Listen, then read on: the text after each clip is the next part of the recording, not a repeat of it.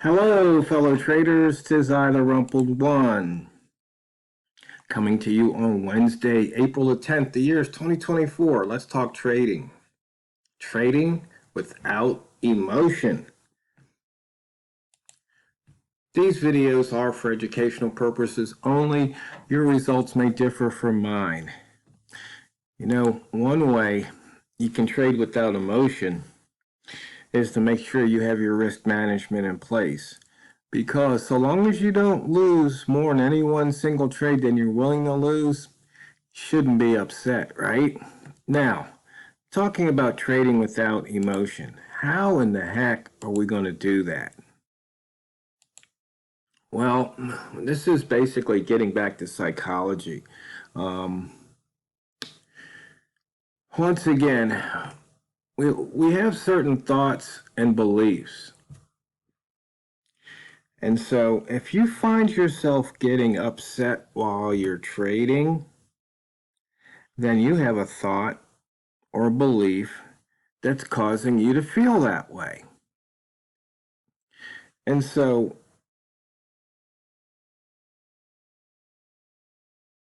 what do you have to do? How do you change your feeling so you're not upset? Well, you're going to have to change a thought or a belief. So what are some of the beliefs or thoughts that cause you to feel upset, to get angry? You know, to want to pick up your computer screen and smash it, or put your fist through it, or kick it. You know, well, I mean, if you really think hard about it, it's hard to come up with a rational belief. I mean, if you were flipping coins and you were calling heads or tails, and you call the wrong, or whichever one you call doesn't come up, if you call tails and it's heads, or you call heads and it's tails, you're going to get angry, or are you going to get upset? I mean, on a coin flip. I mean, I want you to think about it. Because if the answer is no, you're not going to get upset, then you know that it is possible for you to make a call and it not be the quote-unquote right call, and you not get upset. Now, if you're thinking about tossing the coin, now maybe if you were to place $100 wager on the coin toss, would you get upset? And if the answer is no, if you put $1,000 wager on it. And so there has to be a point where either A, you say, no, I'm not going to bet more than that on a coin toss. Or once you hit a certain point and you lose, you would get upset. And if that's the case, then you know it's the amount.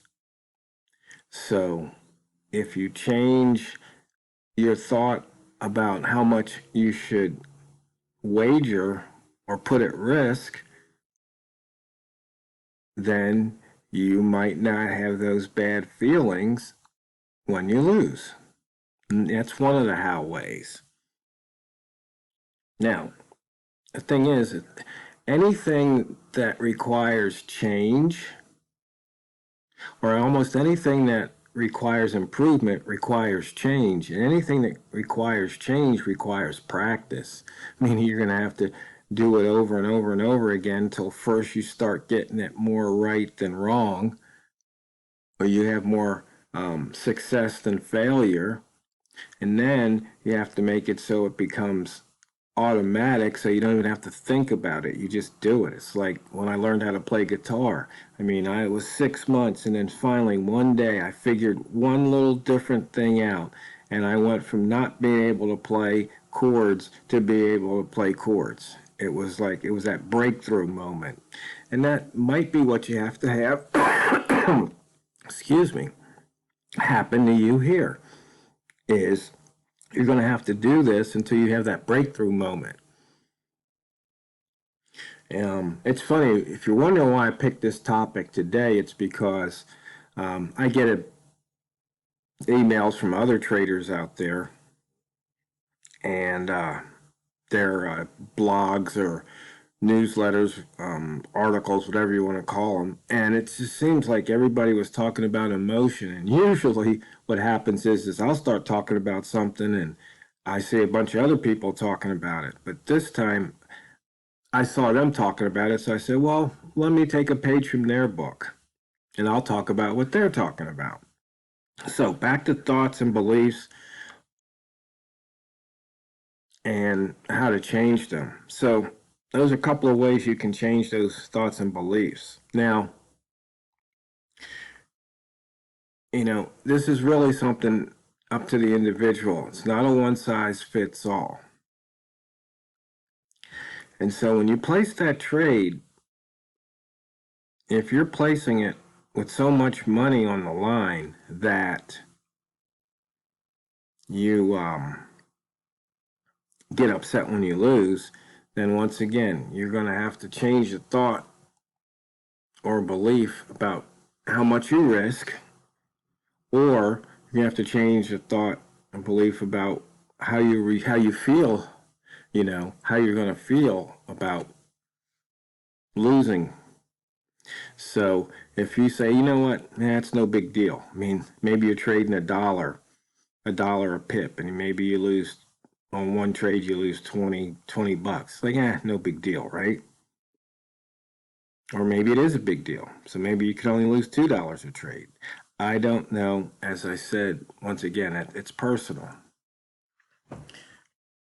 Or maybe you can't even take the loss of 20 cents without getting upset.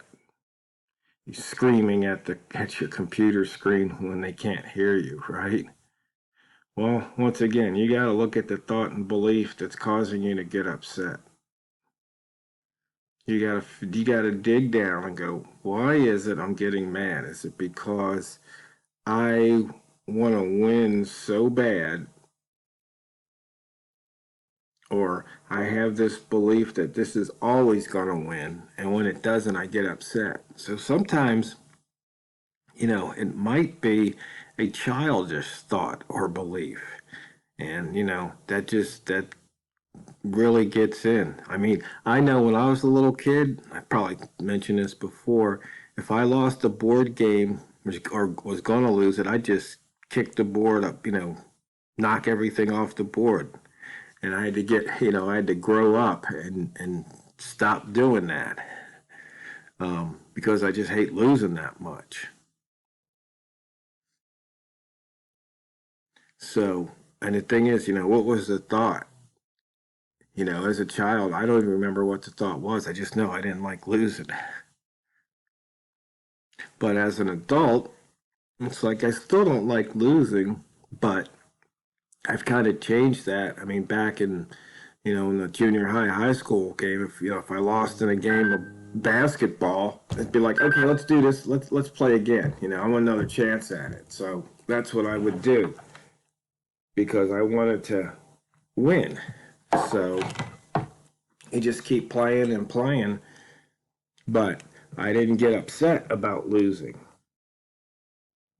I mean, I might not be that happy about it, but you have to realize at some point in life that you're not going to win all the time. And when you look at areas in life where there's winners and losers, you can see that there's usually more losers than winners. So, I mean, maybe you have a thought or belief that you should never be a loser.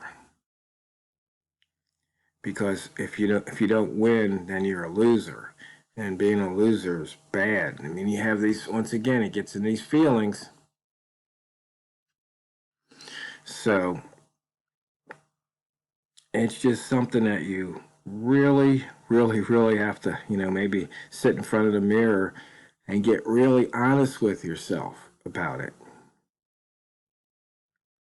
Because, those thoughts and beliefs, once again, are going to affect how you feel, which is going to affect your attitude, which is going to affect your behavior and actions. So, one of those things, we've talked about. No wonder why it says running so slow. We've talked about the brain management and all these fears and regrets and pain. And so what'll happen is, if you have certain, thoughts and beliefs, that might make you feel fearful. And so it will prevent you from doing things. And then what'll happen is you don't take a trade when you should or could have. Then you get the woulda, coulda, shouldas, right? And then when you don't take that trade, you then have regrets. And then when you have regrets, then you have pain. And that's your reaction to the market. And so if taking a trade becomes this big, complicated mess of things that's going on in your head, then you need to pretty much stop what you're doing and go back to square one. Or go back to square zero. You really might have to start over.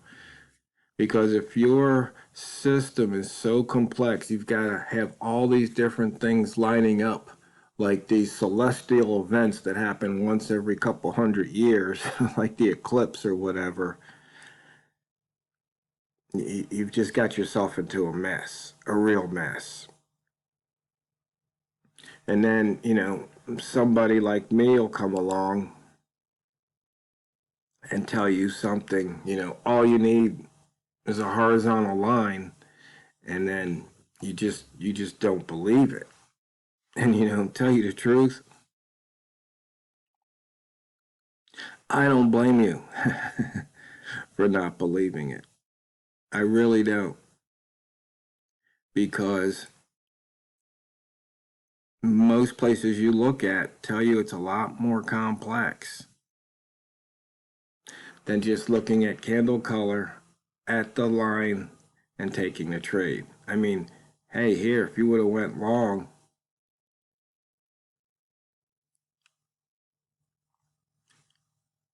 you might have picked up a pip or two, or pip and a half.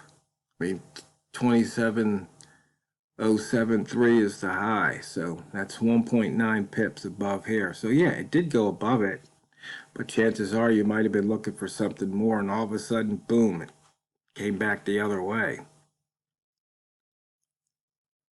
But if you had your stop loss in place, you would have maybe stopped out, and then you could have picked up a signal going the other way. I mean, in fact, I was telling Walmart, and I'll just go over it real quick. I was looking at the way the pound's moving, and just observational, look at how many times when it breaks the previous day's high or previous day low, you can pick up the pips because of this, compressed movement. But you can see here, we got about 148, 149 pips on the day. We've got an extraordinary day, relatively speaking. But you have to have all the different things available. You have to, in your mind, not on the chart. So maybe I'll go over that a little bit more. Maybe we can run some stats so you can see how in these compressed days that might be a trade you might want to consider. So, fellow traders, fastest 15 minutes in trading's just about done.